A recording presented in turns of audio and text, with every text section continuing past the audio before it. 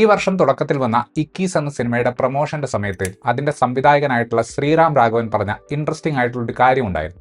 അതായത് ഏറ്റവും മികച്ച വാർ മൂവികൾ സത്യത്തിൽ യുദ്ധത്തിന് എതിരെ സംസാരിച്ചവയായിരുന്നു. 1997 പുറത്തിറങ്ങിയ JP ദത്തയുടെ ബോർഡർ എന്ന സിനിമ നോക്കുകയാണെങ്കിൽ മാതൃരാജ്യത്തെ സംരക്ഷിക്കുക എന്ന ദേശസ്നേഹ പരിപാടിയാണ് അതിലുള്ളതെങ്കിലും ഒരു വിദ്വേഷം പടർത്തുന്ന സ്വഭാവം ആ സിനിമയ്ക്ക് കുറവായിരുന്നു. ആ പടം അവസാനിക്കുന്നത് തന്നെ ഇന്ത്യയും പാകിസ്ഥാനും തമ്മിൽ യുദ്ധമില്ലാത്തൊരു ഭാവി വരട്ടെ, രണ്ട് രാജ്യങ്ങൾക്കും അഭിവൃദ്ധി ഉണ്ടാവട്ടെ എന്ന് ആഗ്രഹിക്കുന്ന വരികളുള്ള പാട്ട് ഉപയോഗിച്ചുകൊണ്ടായിരുന്നു. യുദ്ധത്തിൽ രണ്ടു ഭാഗത്തും നഷ്ടമായ ജീവനുകളെക്കുറിച്ചും ആ പാട്ടിൽ ഡോക്യുമെന്റ് ചെയ്യുന്നുണ്ട്. ഏതാണ്ട് 3 പതിറ്റാണ്ടുകൾക്കിപ്പുറം ബോർഡറിന് പുതിയ കാസ്റ്റും പുതിയ ഡയറക്ടറുമുള്ള ഒരു രണ്ടാം ഭാഗം വരുന്നു എന്ന് അറിഞ്ഞപ്പോൾ നിലവിൽ ഓടിക്കൊണ്ടിരിക്കുന്ന ഹൈപ്പർ നാഷണലിസം ഉള്ള ഒരു സിനിമയാകാനുള്ള സാധ്യത ഞാൻ മുന്നിൽ കണ്ടിരുന്നു. പക്ഷേ JP ദത്ത ആദ്യത്തെ സിനിമയിൽ ഉപയോഗിച്ചിട്ടുള്ള ആന്റൈ വാർ സെന്റിമെന്റ്സ് ഈ സിനിമയുടെ സംവിധായകനായിട്ടുള്ള അനുരാഗ് സിംഗും പിന്തുടരുന്നുണ്ട്.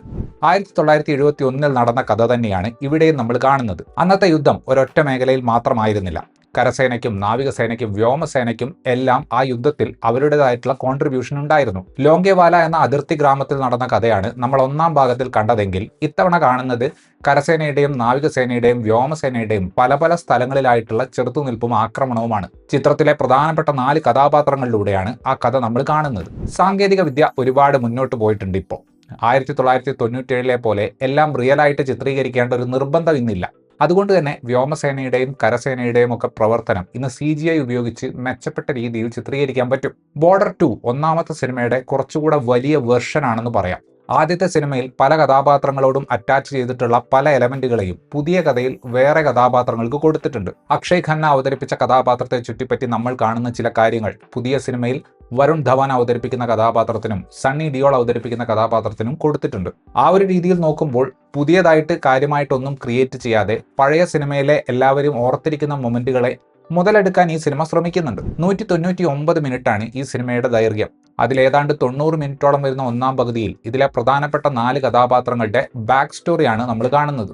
ഒന്നാമത്തെ സിനിമയിൽ നിന്ന് വ്യത്യസ്തമായിട്ട് കുറച്ചുകൂടെ ഹ്യൂമറിന് ഈ ഒരു ഭാഗത്ത് സിനിമ സ്പേസ് കൊടുക്കുന്നുണ്ട്. ഹ്യൂമർ നല്ല രീതിയിൽ കൈകാര്യം ചെയ്യാൻ അറിയുന്ന ദിൽജീത് ദൊസാഞ്ച് പടത്തിലുള്ളതുകൊണ്ട് ലേശം ക്രിഞ്ചായിട്ട് തോന്നുന്ന ഒരു പണിഷ്മെന്റ് കോമഡി അടക്കം കണ്ടിരിക്കാവുന്ന ഒന്നായിട്ട് മാറുന്നുണ്ട്. ഇങ്ങനെ ബാക്ക് സ്റ്റോറികൾ മൊത്തം സെറ്റ് ചെയ്തതിനു ശേഷം രണ്ടാം പകുതിയിൽ മൊത്തമായിട്ടും യുദ്ധത്തിലേക്ക് പോവുകയാണ് സിനിമ. ഗ്രാഫിക്സിന്റെ സഹായം നല്ല രീതിയിൽ വേണ്ട എയർഫോഴ്സ് നേവി സീക്വൻസുകൾക്ക് സിനിമ അധികം സമയം കൊടുക്കുന്നില്ല. നേവി സീക്വൻസിന്റെ വിഷ്വൽ എഫക്ട്സ് അത്ര മികച്ചു നിന്നില്ലെങ്കിലും എയർഫോഴ്സിന്റെ കഴിവ് കാണിക്കുന്ന ഭാഗത്തെ CGI സാമാന്യം നല്ലതായിരുന്നു. ഒന്നാമത്തെ സിനിമ പോലെ കരസേനയുടെ നീക്കങ്ങൾക്കാണ് തിരക്കഥ പ്രാധാന്യം കൊടുക്കുന്നത്. മിലിറ്ററിയുടെ യുദ്ധം കാണിക്കുന്നതിൽ അമിതമായിട്ട് അവർ CGI ഉപയോഗിച്ചിട്ടില്ല എന്നത് വിഷ്വലുകളെ കുറച്ചുകൂടെ റിയൽ ആക്കുന്നുണ്ട്. ബോർഡർ നമ്മൾ ഇപ്പോൾ കാണുകയാണെങ്കിൽ നാടകീയത കുറച്ച് കൂടിയ തരം ദേശസ്നേഹ ഡയലോഗുകൾ അതിൽ കാണാൻ സാധിക്കും.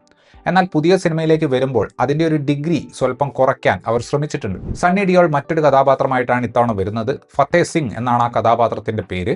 പുള്ളിയുടെ സ്ഥിരം ഡയലോഗുകൾ അലറി വിളിക്കുന്ന രീതിയിൽ തന്നെയാണ് ഈ കഥാപാത്രവും പെരുമാറുന്നത്. പ്രായം കുറച്ചിട്ടൊന്നുമല്ല ആൾ വരുന്നത്. വീരമൃത്യു വരിച്ച ഒരു സൈനികന്റെ അച്ഛനായിട്ടാണ് പുള്ളി ഈ സിനിമയിലുള്ളത്. ഒരു പെർട്ടിക്കുലർ എക്സ്പ്രഷന്റെ പേരിൽ സാമാന്യം നല്ലപോലെ ട്രോളുകൾ വാങ്ങിക്കൂട്ടിയ ആളാണ് വരുൺ ധവൻ. എന്നാൽ ആ ഒരു പാട്ടിലെ രംഗമല്ലാതെ ഈ ഒരു എക്സ്പ്രഷൻ പുള്ളി സിനിമയിൽ അങ്ങനെ ഉപയോഗിക്കുന്നില്ല. ഒന്നാം പകുതിയിലെ ട്രെയിനിങ് ഭാഗത്ത് ഫഹദ് ഫാസിലിനെ പോലെ വരുൺ ധവനുള്ള സിഗ്നേച്ചർ റണ്ണിംഗ് സ്റ്റൈല് സാമാന്യം ചിരിപ്പിക്കുന്ന ഒന്നാണ്. പക്ഷേ യുദ്ധത്തിന്റെ നടുക്ക് തീപാറുന്ന ഡയലോഗുകൾ പറയേണ്ടി വരുന്ന രണ്ടാം പകുതിയിൽ വരുൺ സാമാന്യം നല്ല പെർഫോമൻസ് തന്നെയാണ് കാഴ്ചവെക്കുന്നത്. ദിൽജീത്തിലേക്ക് വരുമ്പോൾ ഒന്നാം പകുതിയിലാണ് പുള്ളി സ്കോർ ചെയ്യുന്നത്. കോമഡി കൈകാര്യം ചെയ്യാനുള്ള പുള്ളിയുടെ ഒരു കഴിവ് പുള്ളി അവതരിപ്പിക്കുന്ന കഥാപാത്രത്തോടും മറ്റ് കഥാപാത്രങ്ങളോടും പ്രേക്ഷകർക്ക് ഒരു ഇഷ്ടം തോന്നിപ്പിക്കുന്നതിൽ ഒരു പങ്ക് വഹിക്കുന്നുണ്ട്. അഹാൻ ഷെട്ടിക്ക് കാര്യമായിട്ടൊന്നും ചെയ്യാനില്ല. പുള്ളിയുടെ അച്ഛൻ സുനിൽ ഷെട്ടി അവതരിപ്പിച്ച ആദ്യ സിനിമയിലെ കഥാപാത്രവുമായിട്ട് അസോസിയേറ്റ് ചെയ്തിട്ടുള്ള ചില സംഗതികൾ പുള്ളിക്ക് കൊടുത്തിട്ടുണ്ട്. അതൊരു ഈസ്റ്റർ എഗ് ഫാൻ സർവീസ് സ്വഭാവമുള്ളതായിരുന്നു. ആദ്യത്തെ സിനിമയിലേതെന്നുപോലെ ഭർത്താക്കന്മാരെ കണ്ണീരോടെ യുദ്ധത്തിന് പറഞ്ഞയക്കുക എന്ന പരിപാടി മാത്രമേ സ്ത്രീ കഥാപാത്രങ്ങൾക്ക് ഈ സിനിമയിൽ ചെയ്യാനുള്ളൂ. പടത്തിന്റെ രചയിതാക്കളായിട്ടുള്ള സുമിത് അറോറയും അനുരാഗ് സിംഗും ഈ അടുത്ത കാലത്ത് നടന്നിട്ടുള്ള ചില സംഭവങ്ങളെ 1971 കഥയിലേക്ക് നൈസായിട്ട് ഇൻകോർപ്പറേറ്റ് ചെയ്തിട്ടുണ്ട്.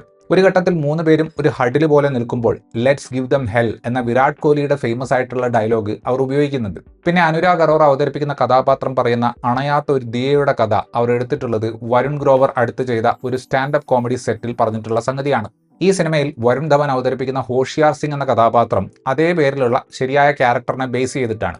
ഇതേ ഹോഷിയാർ സിംഗിനെ അടിസ്ഥാനപ്പെടുത്തിയിട്ടാണ് മേജർ രവി 1971 ബിയോണ്ട് ബോർഡേഴ്സ് എന്ന സിനിമയിൽ മോഹൻലാൽ അവതരിപ്പിച്ച മേജർ സഹദേവൻ എന്ന കഥാപാത്രത്തെ ഡിസൈൻ ചെയ്തിട്ടുള്ളത്. ആ പടം കണ്ടിട്ടുള്ളവർക്ക് ചിലപ്പോൾ ഓർമ്മയുണ്ടാകും, ഓപ്പോസിറ്റ് സൈഡിലുള്ള സൈനികനും രാജ്യത്തിന് വേണ്ടി നമ്മളെപ്പോലെ തന്നെ യുദ്ധം ചെയ്യുകയാണ്, അയാൾക്കും കുട്ടിയും കുടുംബവും ഉണ്ട് എന്നൊരു മനുഷ്യത്വപരമായ സംഗതിയെ ആ പടം അഡ്രസ്സ് ചെയ്തിരുന്നു. ഇവിടെയും അതുപോലെ ഒരു നിമിഷം പടത്തിൽ വന്നു പോകുന്നുണ്ട്. ബോർഡർ 2 നരേറ്റീവ് കൊണ്ട് അത്ഭുതപ്പെടുത്തുന്നൊന്നുമില്ല. പക്ഷേ നിലവിലെ രാജ്യസ്നേഹം പടങ്ങളിലെ വെറുപ്പ് വിൽപ്പന നോക്കുമ്പോൾ ഈ പടത്തിൽ വിഷത്തിന്റെ അളവ് താരതമ്യേന കുറവാണ്. അതൊരു വലിയ ആശ്വാസം തന്നെയാണ്. ഇത്രയുമായിരുന്നു ഈ സിനിമയെക്കുറിച്ചിട്ടുള്ള എൻ്റെ റിവ്യൂ വീഡിയോ. ഇഷ്ടപ്പെട്ടാൽ ലൈക്ക് ചെയ്യുമെന്നും കൂടുതൽ വീഡിയോകൾക്ക് വേണ്ടി ചാനൽ സബ്സ്ക്രൈബ് ചെയ്യുമെന്നും പ്രതീക്ഷിക്കുന്നു. താങ്ക്